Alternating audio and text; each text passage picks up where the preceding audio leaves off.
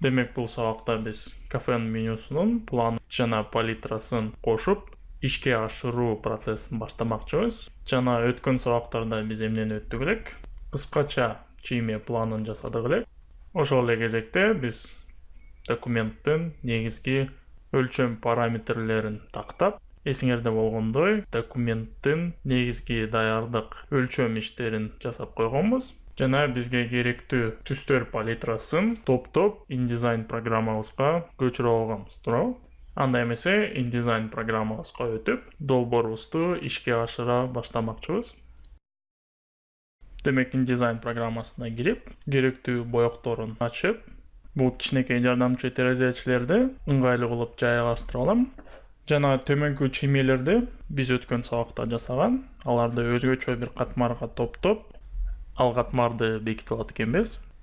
Эми 4 бурчтук инструментибиздин жардамы менен керектүү фондорду чийип алат экенбиз.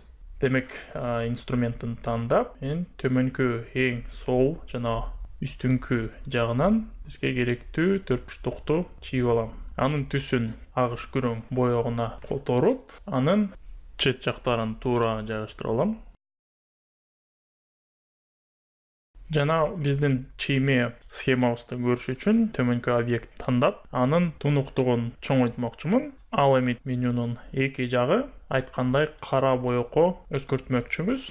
Ошол эле 4 бурчтукту алып, Shift клавишасын кармап, жана багыттоочтун сол кнопкасын басып, четке чыгарып алам да, жыйынтыгында ушул 4 бурчтуктун копиясын алып, аны кыйла чоңойтуп алам, эң оң четки тарапка. Жана түсүн болсо кара түскө айландырып алам. Жана эгерде тунуктугун кайрадан кичирейтип койсок, жыйынтыгында төмөнкү боекко ээ болот экенбиз. Бул жерде силер байкап тургандай, жардамчы сызгычтарды мен алдын ала чийип алдым. Эмненин негизинде деп сураганда, төмөнкү жолду силерге сунуштамакчымын. Демек, ошол эле 4 бурчтукту Shift клавишаны басып туруп, копиясын чыгарып алам. Копиясын биз билгендей эле Alt клавишанын жардамы менен жаратканга туура келет экенбиз. Жана Shift деген бул түз параллелдүү өйдө же ылдый кетирбей жанына жайгаштырат экен. Ошондуктан төмөнкү үстү жагы теңдеш экенин дароо эле билебиз.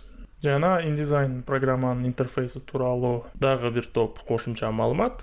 Жана тандап алган 4 бурчтук объекттин негизги сапаттарын, өлчөмдөрүн ушул жардамчы панелдин негизинде өзгөртсө болот экен. Ушул 4 бурчтуктун ичиндеги 9 чекиттин негизинде кайсы жактан баштап өлчөмдөрдү кыларын белгилейбиз. Жана негизги пропорциялык өлчөмдөрдү алтын кесилиши эреженин жардамы менен ишке ашырмакчыбыз. Ушул бийиктигибизди биз 3,14 санына бөлүп алабыз. Биздин 4 бурчтугубуз жыйынтыгында үстүңкү сызыкка теңдешип алыптыр. Аны тууралоо максатында кайрадан биздин акыркы жасалган иш аракетибизди Ctrl-Z клавиша баскычтарынын жардамы менен жокко чыгарып, ушул негизделген чекитибизди астыңкы орто жагына койдуруп, кайрадан ушул бийиктигибизди 3,14 санына бөлүп, жыйынтыгында ушул 4 бурчтугубузду жардамы менен биздин сызгычтарыбызды оңдоп алат экенбиз. Демек, мен сызгычты басып, өйдө ушул биздин 4 бурчтугубузга теңдештирип аракет жасап жатам. Жалпы сызгычтын жардамы менен текшерип алабыз. Дагы бир нече өйдө көтөргөнгө мажбур болот экенбиз. Ушул өйдө клавишабыздын жардамы менен керектүү даражага жеткирип алдым.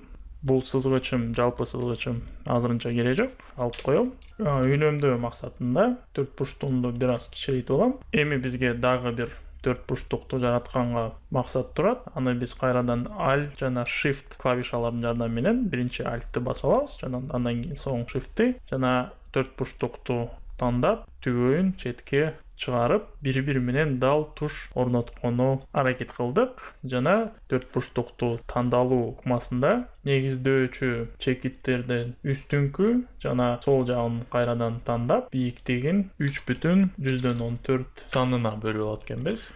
Бул жасаган иш аракетти дагы бир жолу кайталап,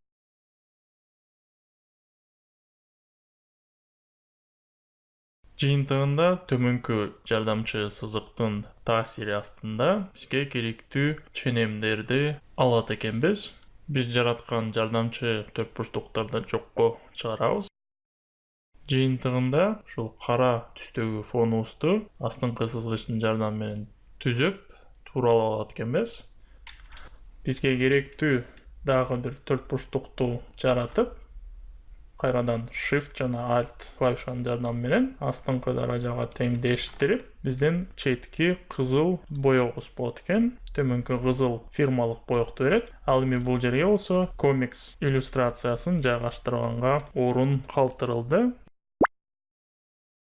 Эми алгачкы бетине логотипти жайгаштырганга убакыт келди го деп ойлойм. Аны InDesign программанын алкагында Ctrl-D же Place деген команданын негизинде вектор түрүндө сакталган логотипин ачып, төмөнкү жерге жайгаштырганга мүмкүнчүлүк түзүлдү десе болот. Бул жерде логотипибиз биринчи баракчанын ортосуна келгенин төмөнкү ыкма менен тууралайбыз. Төрт бурчтукту тандап, эң четки жагынан жалпы баракчанын үчүнчү жагына теңдештирип алабыз. Жана сызгычтын жардамы менен төмөнкү төрт бурчтуктун дал ортосуна коюп, логотипти туура жайгаштырганы төмөнкү чекиттердин жардамы менен көрүнүп турат. Ал эми көлөмүн болсо, кайрадан биздин 3,14 саныбыздын жардамы менен теңдештирип алабыз. Төмөнкү төрт бурчтукту тандап, негиздөөчү чекитти ортосуна коюп, туурасын 3,14 санына бөлүп алат экен. Ага тууратып сызгычтарды теңдерип алам. Жана ушул сызгычтарга дал келтирип, биздин логотипибизди Alt, Shift жана Ctrl клавишанын жардамы менен биздин логотипибизди пропорционалдуу түрдө кичирейткенге жеткенбиз. Демек, көлөмүн тууралагандан кийин бизде төмөнкү төрт бурчтугубуз кереги жок, алып коебуз. Бийиктигин болсо, ушул төрт бурчтуктун 3,14 санына бөлүп, сызгычты теңдештирип алабыз дал ортосуна. Жана логотипибиз төмөнкү жерге туура келет экен. Соңкусунда жаратылган төрт бурчтуктардын тунуктугун өз калыбына келтирип, көздүн чеберчилиги менен жана тажрыйбанын натыйжасында кошумча өзгөртүүлөрдү киргизгенге демилгебизди сунуштайбыз. Сызгычтарды азырынча алып койсок, жана биздин астыңкы катмарыбызды көзгө көрүнбөгөндөй кылып, көзгө жагымдуу же жагымдуу эмес экенин сынап көрөбүз. Андай эмесе, эмки сабакта биз ички кагаздын келбетин иштеп чыкмакчыбыз. Жана сабактын видеосун жана тиешелүү файлдарын биздин сайтыбыздан жүктөп алсаңар болот.